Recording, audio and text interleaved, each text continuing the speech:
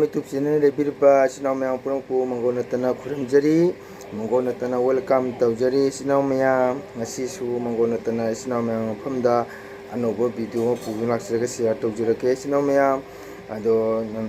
mangonatage channel sibu yangbirba sinau mayam punamana mangol bu nungsiduna like share subscribe tawbiramu sinau mayam ado ngasi sinau mayam famda aina pujarkatoba ngasigi aigi video si sinau mayam ai nahan Thangatsakiba aigi legidraba mamsaugi ani suba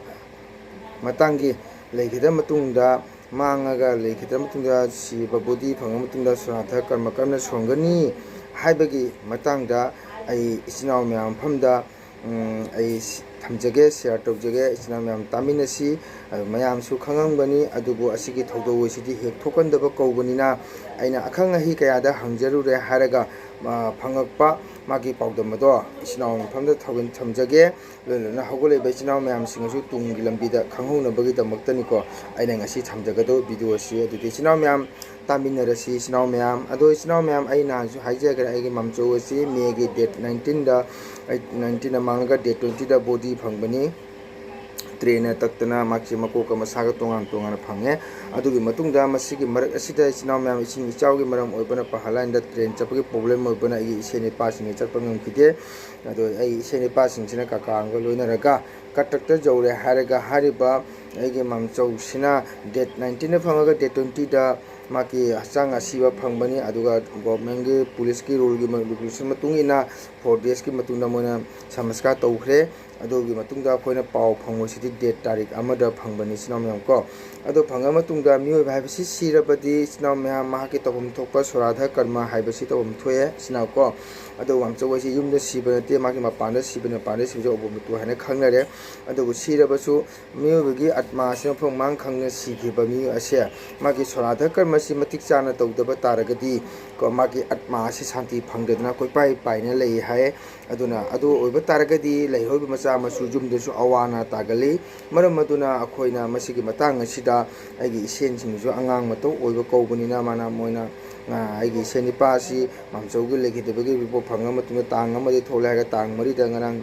tang mari se ma mayimde thungar matunda aiga phone da wari sanare bai kamai kamai togodoba haidana isinau mayam gaura sampradaya gi role guru sagi matungina ahalam tongam bera sasta gi matungina panji jyotish ki matung inadi mi masirabadi tofam thoktraba sradha karma tofam thoi sinau ko maram maduna ngasagi maksi mutu haidum pham khangna sigi basi karamana sura songani hai matang sida sinau mayam ai waham thamjage maram maduna all kasagi leiba khogi brahma sabha khetri sabha leiba brahma sabha gi pandit loi sangda aina hangachai adu aibu nungsibi duna pandit loi sangi brahman aiga singa takpira pai matung iladana akhoina date 19 da mangbana date 20 de sibani masina thanagi warini akoina hek nakonga tajabadi jungi tang amada masini akoida haibasi ko jungi tang ma pau tabani jungi tang amadi thigani hari pandit kusang myam na ko sinau myam tobuto date 20 sibani sibaja akoi jawru daba akoina khangdaba ko hai thana tana khangbai wari tani adu akoi nakongda tabasidi katak senjaroga tang ama tabani tang amadi thire haraga magi tobam thokpa ngasagi gaura sampradagi chanarba ahalaman thawatagi chalakpa akoi humni puro mangani puro haina tareni haina lei mathang mathang magi paloni spangthokpa sina magi tara humduni subni sora togodabni hairi masigi matang asida ina pandiloi sangi wang wailgi matungina isinau mayam aiga isen ibaiga tanare tana matungda aiga bramusing hairi masigi sorada si jamna lui maram maduna akhang ahi akhangba akogi brahmon su jamna kupna khangba ko ahalamangi niti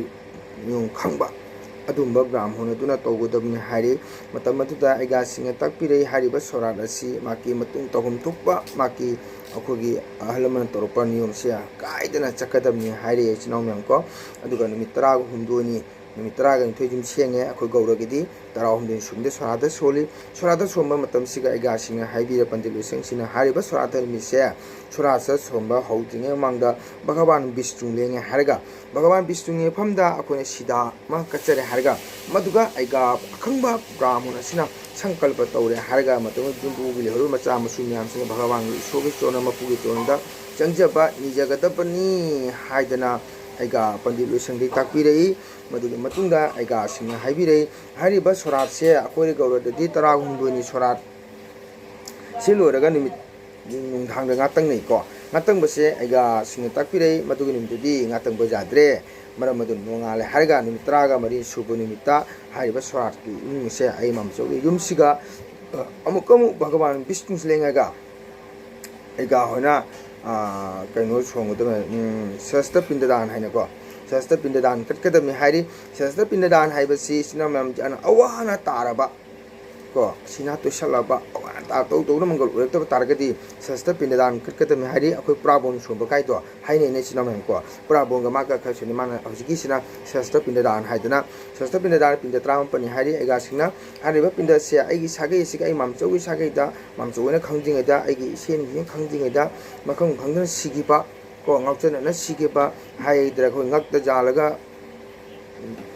thawai thakiba isingda khangauda sigiba lamakta sigi punamak asigi atma sina phum khangle punamak sigi mukhu punamak se kachare haraga matam sida jubu asina ai sen sinne isoge choron changchare haraga matam do akona ahalaman lenga kodoba ahalaman korokodoba ipai pumyam do maduga punsuro nijaga awana kuksege haidana akona isoge phamda nijarba taragadi changjaba taragadi soidana jumbu do awana ko I haidana aiga singa takpire maram adum haina lepchare aigi mamchogi sorala si sinau myam jamna nuaite aigi mamchogi si jamna intapchaba phajabma